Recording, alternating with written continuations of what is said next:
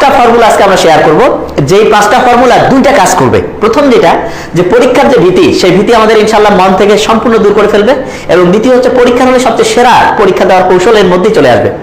তার আগে একটা জিনিস আগে শেয়ার করি, সেটা হচ্ছে 1990 বলে একটা ফর্মুলা আছে। এটা কি? হার্ভার্ড বিজনেস স্কুল, তারা গবেষণার জন্য বিখ্যাত। তাদের একটা গবেষণা থেকে তারা দেখেছে যে মানুষের জীবনে 90% সময় সে যে চিন্তাগুলো করে, যে চিন্তা তার নেগেটিভ জিনিসের সাথে সম্পর্কিত, সেগুলো ঘটে না। তার মানে যতটা নেগেটিভ জীবনে আমরা চিন্তা করি, তার 90% হবেই না ইনশাআল্লাহ। আর যে 10% ঘটে, তার মধ্যে 90%-এর সমাধান খুব সহজভাবে করে ফেলা যায়।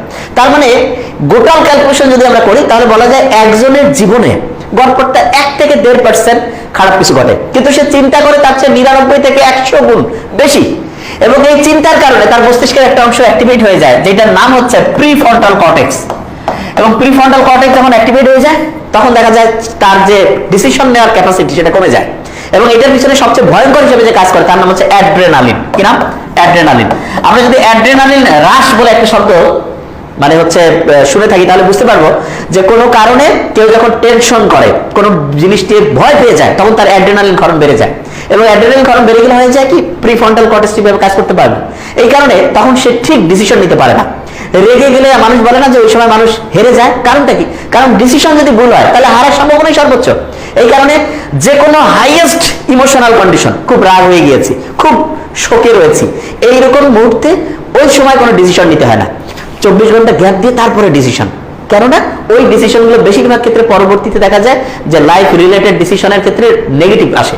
এই কারণে প্রত্যেকের উচিত কোনো কারণে রাগ হয়ে গেলে, টেনশনের মধ্যে থাকলে, ওই সময় যাতে ডিসিশন না নেয়। এখন এই যে টেনশনটা আসলো, প্রিফ্রন্টাল কর্টেক্স এবং এর মূল ট্রিগারকে অ্যাড্রেনালিন। এই অ্যাড্রেনালিন ক্ষরণ যখন বেড়ে যায়, তখন কয়েকটা ঘটনা ঘটে। কিরকম? ব্লাড প্রেশার বেড়ে যায়। এই কারণে দেখবো যে যেই স্টুডেন্টরা হচ্ছে পরীক্ষার টেনশনের মধ্যে থাকে, তাদের মাথা গরম, চোখ লাল হয়ে গিয়েছে, এবং সেই সময় দেখা যায় যে তাদের খাবারের রুচিও কমে যায়। কারণ ব্লাড প্রেশার যখন বাড়ে, তার সাথে সাথে বুক ধরপড়ও করতে থাকে, এবং মুখের লালা গ্রন্থি যে আছে, তার লালা ক্ষরণ কমে যায়। তার মানে ওই সময় তার ক্ষুধার মন্দা তৈরি হয়। অথচ ব্রেইনের জন্য সবচেয়ে দরকার ওই সময় হচ্ছে ভালো ভালো হচ্ছে পুষ্টিকর উপাদান। এবং ব্রেইনটা পরিচালিত হয় দুইটা জিনিস দিয়া। একটা হচ্ছে ঘুম, ঘুমেরও সমস্যা সৃষ্টি হয়। কি কারণে? কারণ টেনশন করলে আমাদের কর্টিসল লেভেল বেড়ে যায়। কর্টিসল যদি বেড়ে যায়, তখন কি হয়ে যায়? দেখা যায় যে টেনশন করছি যত, কর্টিসল বাড়তেছে, এবং এই কারণে তখন ক্ষুধা মন্দা হয়।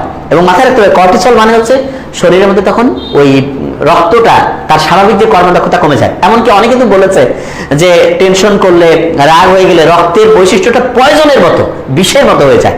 এই কারণে প্রত্যেকটা শিক্ষার্থী, সে যে লেভেলের হোক, প্রত্যেকের উচিত পরীক্ষার আগে মাথাকে একদম আলাদা করে রাখা, যে না, আমি এখন থেকে যে সময় রয়েছে এমন ভাবে পড়বো, নিশ্চিত করে আমি A+ তো পাবোই, যেই পরীক্ষায় দিব সেই পরীক্ষা আমার সর্বোচ্চ যে অর্জন সেটা আসবে। এক্ষেত্রে বলে রাখি, টেনশন করলে পারফরমেন্স কতটা খারাপ হয়, এইটার সবচেয়ে শ্রেষ্ঠ দৃষ্টান্ত হচ্ছে টাইগার উডস।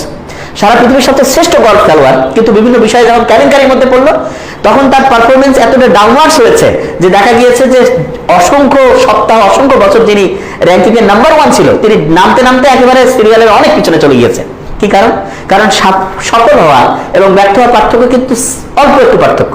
আমরা যখন গলফ বলে একটা খেলা আছে না, সেখানে বলে যখন আঘাত করি, একটু ডিফারেন্স হওয়ার কারণে বলটা এক জায়গা থেকে অনেক মানে অন্য জায়গায় বড় রকমের একটা গ্যাপ তৈরি হয়। ঠিক তেমনি করে কেউ যখন টেনশন থেকে মুক্ত থাকে, তখন তার পারফরমেন্স লেভেল অনেক আপওয়ার্ডস হয়ে যায়, আর টেনশনে যখন থাকে তখন অনেক ডাউনওয়ার্ডস হয়ে যায়। আচ্ছা, এখন 5টা যে ফর্মুলা আছে, তার মধ্যে প্রথম যে ফর্মুলা, সেটা হচ্ছে আমাদের নার্ভকে হচ্ছে শান্ত করতে হবে। নার্ভকে হচ্ছে শান্ত করবো। আচ্ছা, নার্ভকে শান্ত করা কিভাবে? আল্লাহ আমাদের একটা অসাধারণ হচ্ছে সুবিধা দিয়েছেন। সেটা হচ্ছে আমাদের নার্ভকে শান্ত করার জন্য ফ্রেনিক নার্ভ নামে একটা নার্ভ আছে। সেটা কিভাবে শান্ত হয়? বুক ভরে যখন শ্বাস নিব, তখন এটা আমাদের মধ্যচ্ছদা মানে হচ্ছে ডায়াফ্রাম আছে না, সেটার সাথে কানেক্টেড। এবং এই নার্ভটা আমরা যখন বুক ভরে শ্বাস নেই, শ্বাস ছাড়ি, তখন সে শান্ত হয়। এবং নার্ভের একটা অসাধারণ ফর্মুলা হচ্ছে, একটা নার্ভ শান্ত হলে সে তার পাশেরটাকে, ওইটা তার পাশেরটাকে, এইভাবে শরীরের সমস্ত নার্ভ শান্ত হয়। তখন ব্লাড প্রেশারটা স্বাভাবিক অবস্থায় আসবে, বুক ধরপড় করবে না, এবং দেখা যাবে খাবারের রুচি আসছে, এবং আল্লাহর রহমতে আমাদের স্বাভাবিক কার্যক্রম, প্রিফ্রন্টাল কর্টেক্স এবং হিপ্পোক্যাম্পাস তার স্বাভাবিক কার্যক্রম করতে পারবে। দ্বিতীয়, এটা মস্তিষ্কটাকে খুব অ্যাক্টিভ রাখতে হবে। কিভাবে অ্যাক্টিভ রাখবো? ঘুম। আমি যখনই হচ্ছে টেনশন থেকে মুক্ত হবো, বুক ভরে যদি শ্বাস নেই, অটোমেটিক হচ্ছে আমার ব্লাড প্রেশার কন্ট্রোল হয়ে গেল, এবং দেখা যাবে যে খাবারের রুচি চলে আসছে, এবং আলহামদুলিল্লাহ রাতে আমার ঘুম ভালো হবে। কি কারণে? কারণ টেনশন করলে যে কর্টিসল ক্ষরণ হয়, ওইটা কিন্তু ঘুম তাড়ায় ফেলে। আর যখন আমি টেনশন করবো না, তখন হচ্ছে আল্লাহর রহমতে নির্দিষ্ট সময় আমার নিম ক্ষরণ হবে, সরি মেলাটোনিন ক্ষরণ হবে। মেলাটোনিন ক্ষরণ হলে কি হবে, ওইটা আমাদের শরীরে রোগ প্রতিরোধ ক্ষমতা বাড়াই দিতে পারে এবং একই সাথে মনটা ভালো লাগবে এবং দেখতে পারবো নির্দিষ্ট সময় ঘুমাচ্ছি, ব্রেইনটা ঠিকভাবে রিপেয়ার হচ্ছে। আরেকটা জিনিস হচ্ছে মস্তিষ্কের সাথে পানির সম্পর্ক আছে। রেগুলার আমরা চেষ্টা করবো যে অন্তত 10-12 গ্লাস করে অবশ্যই যাতে পানি খাই, তাহলে দেখা যাবে শরীর খুবই অ্যাক্টিভ হইতে ইনশাল্লাহ কাজ করতে পারবে। এরপরে যেটা রয়েছে সেটা হচ্ছে বিশ্বাস। বিশ্বাসের বৈশিষ্ট্য হচ্ছে আমরা যা চিন্তা করি, যা বিশ্বাস করি, মস্তিষ্ক সেইটাকে সফল করার জন্য সর্বোচ্চ চেষ্টা করে। তাহলে আমরা এখন থেকে চিন্তা করবো যে এ প্লাস তো অবশ্যই পাচ্ছি এবং জীবনে যেই পরীক্ষা আমরা দিতে যাবো যে অবশ্যই ভালো হবে, এই চিন্তা করে গেলে পারফরমেন্স 25-40% বেড়ে যায়, 25-40%। এবং আমাদের মস্তিষ্কে 2 রকমের নিউরনের কাজ রয়েছে। একটা হচ্ছে যেইভাবে সে চিন্তা করবে, পজিটিভ চিন্তা করলে পজিটিভ রেজাল্ট তৈরি করে, নেগেটিভ চিন্তা করলে নেগেটিভ। তার মানে প্রত্যেকটা স্টুডেন্টের উচিত যে চিন্তাটা পজিটিভলি করা, আমি যা পড়েছি সেখান থেকে আসবে। পরীক্ষাতে একটা মাত্র পৃষ্ঠার প্রশ্ন, কয়েকটা উত্তর লিখতে হয়, তারপরে পরীক্ষার মাঝখানের গ্যাপ টাইমটা যদি সে ঠিকভাবে কাজে লাগায় ইনশাআল্লাহ সে অবশ্যই ভালো করতে পারবে। 4 নম্বরে যেটা, সেটা এখন থেকে তাকে যেটা করতে হবে সেটা হচ্ছে যা কিছু সে পড়ছে কন্টিনিউয়াস রিভিশন। তার মানে সে প্রত্যেক ঘন্টায় যদি সৃজনশীল 2টা করে প্রশ্ন পড়ে, বড় এমসিকিউ যা পড়লো যে 1 ঘন্টায় 50টা এমসিকিউ, যা কিছু পড়লো সেইটাকে ওই ঘন্টায় রিভিশন দিবে, তারপরের ঘন্টা পরে আবার আগের ঘন্টা পরে রিভিশন, তারপরের ঘন্টা পরে আবার আগের 2 ঘন্টা পরে রিভিশন। তার মানে কন্টিনিউয়াস রিভিশন। কি কারণে? কারণ রিভিশন দিতে থাকলে তার যখন পড়াটা লং টার্ম মেমোরি সেন্টারে রিজার্ভ হয়ে থাকবে তখন দেখবে যে তার ভালো লাগার অনুভূতি আসতেছে, যে আমার খেয়াল থাকতেছে আমি ইনশাআল্লাহ ভালো করতে পারবো। আর মোস্ট ইম্পর্টেন্ট 5 নাম্বার যেটা, পরীক্ষার আগের দিন এবং পরীক্ষার দিন কিছু কাজ রয়েছে। সেটা কি? পরীক্ষার আগের দিন সে চেষ্টা করবে অবশ্যই যে এমন খাবার খেতে যেটা সহজে হচ্ছে হজম হয়। লাউ খেতে পারে, বাঁধাকপি খেতে পারে এবং হচ্ছে মাছ খেতে পারে, একটু মধু খেতে পারে, বাস। সকালে উঠে পানি খাবে একটু, আর যাওয়ার আগে বডি স্প্রে ব্যবহার করবে এবং তার সাথে হচ্ছে চুইংগাম জ্বালালে হয় কি, দেখা যায় যে মুখের লালাক্ষরণ ঠিকভাবে হচ্ছে, মস্তিষ্ক লালাক্ষরণ আছে, তার মানে কর্টিসল ক্ষরণটা আল্লাহর মধ্যে কন্ট্রোলে থাকবে, টেনশন অ্যাংজাইটি